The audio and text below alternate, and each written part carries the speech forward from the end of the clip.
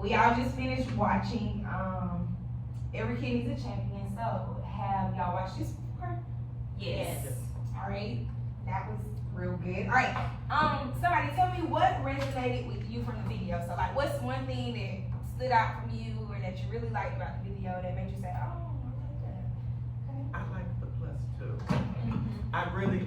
I really like the +2. I think that's a good idea rather than putting like -8. I think that was really good. I like that. Yeah, I think it gives them a sense of pride instead of like tearing them down with the +2. One thing that resonates is having a relationship with the kids. So making sure you build that rapport with them, let them know that you're here for them and you understand if they are going through something. So building a relationship with the students are important. I really like how she said kids don't learn from people they don't like. Cause they're not gonna wanna learn from you, let alone be in your classroom. I always like where she says that she likes to apologize to the kids whenever possible because nobody respects you unless you respect them back. So, you know, taking the time to admit your own faults and be accountable for yourself, just apologizing to a kid kind of lets them know that you respect them enough to apologize when you make a mistake, just like they should apologize when they make a mistake.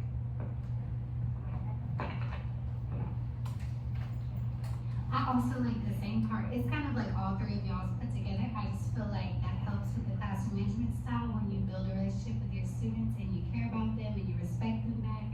I just feel like all of that together is exactly how I picture a classroom being. Okay, so, let's see, the part that resonated with me, I like the +2. Because being a math teacher, I'm always gonna put -5 and circle it, and instead of thinking, oh, well, you did get it +15, like, or whatever the case may be. So I like that. Don't bring out the negative side of it. I also like the kids don't learn from somebody they don't like. Sometimes I don't want to teach somebody I don't like, but you're right, they're not gonna learn. Their attitude is gonna be more focused on, I don't like her, and everything she says, I just don't care, and not really focusing on the fact that they need to, like, you're here to learn, regardless. That's when the relationships matter. Alright, next question. How do y'all think our school is ensuring every child has a champion?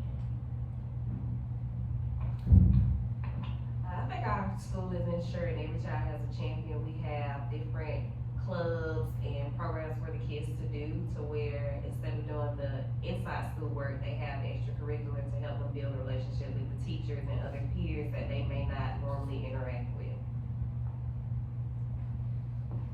I agree, so you have teachers that coach, so then those players have someone on their side that understands the work they're putting in outside of school. You have the teachers that do tutoring, and we have ELT, knowing that there's someone else in the school outside of your core teachers that's willing to help you. One thing I really like about our school is how solid our guidance department is. Anytime, I mean, like Mr. Keels, our guidance counselor, he's in the hallway constantly ready to pull out a student if they need somebody to talk to, if they need, like, just help working through a problem. So, I mean, just like emotionally, every kid has a champion that way too. I was gonna say through PBIS too, especially when you're giving out points, you can say comments, like, highlight what that student did good that day. Yeah, I agree with Ms. Golden and Ms. Raines about, PBIS and the great counselors that we have here.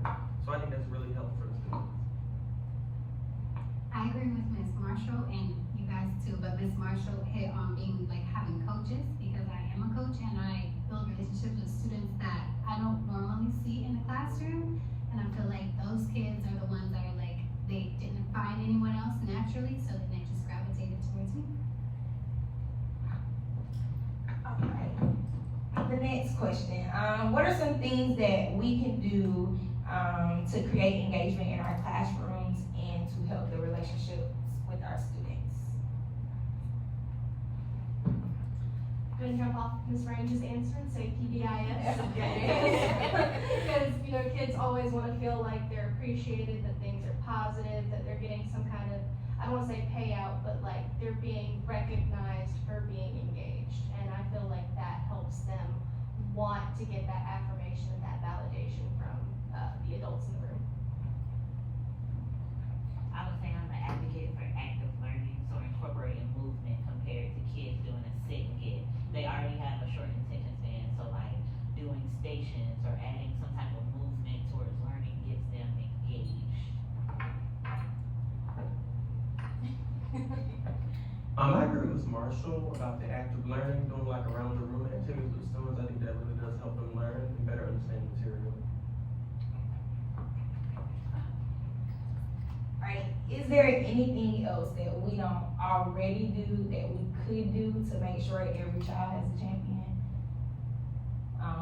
I think something that they've asked us about it every year during pre-planning about having like this mentorship, but we've never seen it come out or we've never seen it done. And I think that could be beneficial in ensuring that every child has a champion.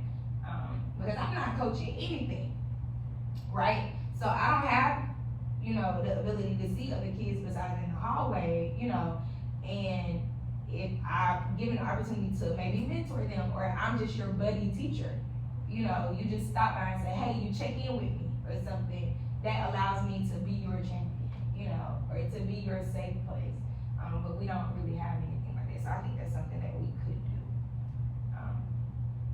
Anybody else?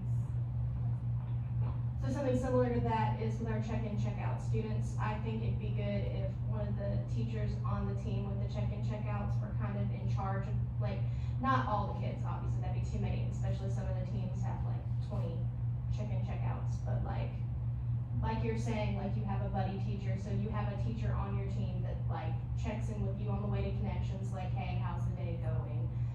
Because they might not necessarily wanna open up to admin or the behavioral specialists. So just feeling like, hey, you've got a teacher also, someone who sees you every day, checking to see how you're doing.